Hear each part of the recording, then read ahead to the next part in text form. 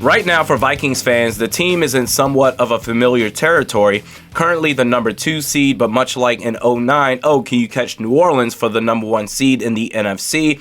Or in 2017, can you catch Philly? Literally applies today. The Vikings, they control their own destiny to at least host potentially 2 home games at US Bank Stadium. But man, if you can get it to where the NFC has to go through Minnesota, that would be nuts. That stadium gets loud, electric vibes, oftentimes forcing opposing offenses into the silent count.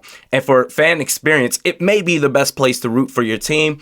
Now, it's certainly plausible for the Vikings to get the 1 seed. You need Philly to go through a rough patch, currently undefeated, which I believe they're due. And you could argue that for the Vikings as well, 7-1, but the difference is, for the Vikings, after week 1, all of their wins have been by 1 possession. They've had to weather the storm for 6 straight weeks of victories, whereas the Eagles, 5 of their 8 wins have been by at least 2 possessions. They've been rolling.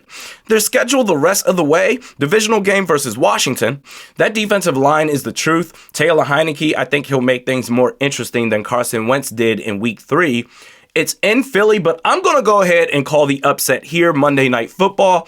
Eagles then go on to win 2 straight versus Indy and Green Bay. Then the following game against Tennessee, Eagles 20th against the run, facing Derrick Henry. It's going to be a slugfest. I'm calling a loss there for Philly as well. The next game at the Giants, starting to feel Minnesota creep up for that number 1 spot, but they take care of business. They beat Chicago the next game. Then the following week, week 16 against the Dallas Cowboys.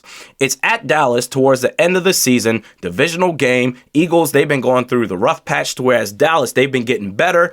I think the Cowboys, they prevail here. Week 17, they beat the Saints. And then week 18, Giants round 2. Might not even need their starters, the Eagles, but in the event that they do, 2 quality opponents. The NFC East is going to have 3 teams in the playoffs. The Giants, they pull off the upset. For the Vikings, in that scenario for the Eagles, the rest of the schedule, the simplest way, or I shouldn't say simplest way, but the least complicated way in terms of logistics, run the table the rest of the way. You do that, you're 16-1. Philly, they're 13-4. In fact, the Vikings in this scenario, they have the 1 seed locked up by week 17, or shall I say after week 17, regardless of if the Eagles beat the Saints or not. Vikings, if you beat the Packers, the 1 seed is yours. This here is the yellow brick road for Minnesota. But to throw in Murphy's Law, let's say they lose to Buffalo this Sunday, then in that case, you drop from 100% locked in for the number 1 seed down to about 73% after week 17. You have to absolutely beat Chicago in week 18, and then you get the number 1 spot. But for the sake of what the hellism, let's say they also lose to the Giants, then that takes you down from 100% for the number 1 seed down to about 98%, provided that you beat Chicago in week 18. But for all intents and purposes, the Vikings, they have the number 1 seed locked up. But if you throw in another wrench, let's say they lose to the Jets, then in that scenario, you fall off the face of the earth down to about a 12 to 14% chance of getting the number 1 seed. You need all the help in the world, too much to overcome. Based off of the Eagles' projection, their schedule the rest of the way, if it plays out the way that I predicted, the Vikings can only afford 1 to 2 more losses if they're going to get the number 1 seed, control their own destiny. Anything after that is game over. Take care of business 1 game at a time, and you got a chance. Raymond says, we don't want him to play, meaning Josh Allen. If he does, they're going to kick our butt. Come on, man, let's get back to reality.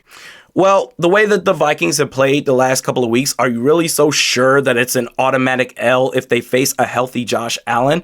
I'm not so confident in that, but even if they were to lose, Sunday's game is going to be a playoff-like atmosphere of a game. If you lose, it's going to help prepare you for those elite teams when the playoffs begin. But in your situation to where you're saying, okay, if he does play, they're going to kick our butt. So you're trying to hold off the ass kicking now. So when they do go into the playoffs after a cakewalk of a regular season, then they get their asses kicked because they weren't prepared for it. How does that help? Well, they at least made the playoffs.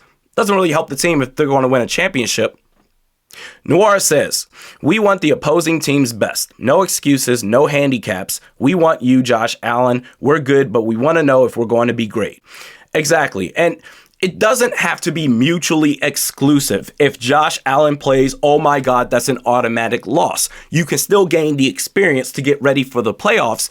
and win the game on Sunday. It's very possible. But if you play Madden your whole life on rookie mode without ever challenging yourself, and you want to sign up for a local tournament where everybody plays on all Madden, in fact, that's the rules, you're going to get your ass kicked. Get the experience now to be better later.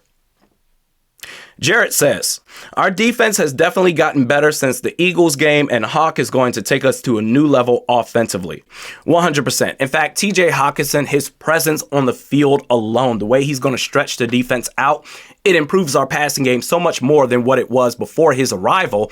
And on defense, since week 2 against the Eagles, to your point, the defense has gotten better. And this pass rush, I'm not worried about Zadarius Smith. He's going to be a candidate for Comeback Player of the Year as well as Defensive Player of the Year. He's going to be great. But if Danielle Hunter can stay consistent, carry that magic he left off with against the Washington Commanders last Sunday, this pass rush, if it can be elite, that alone, everything else on defense can fall into place. We're back at it tomorrow. Buffalo Bills versus Minnesota Vikings preview. We'll see you then.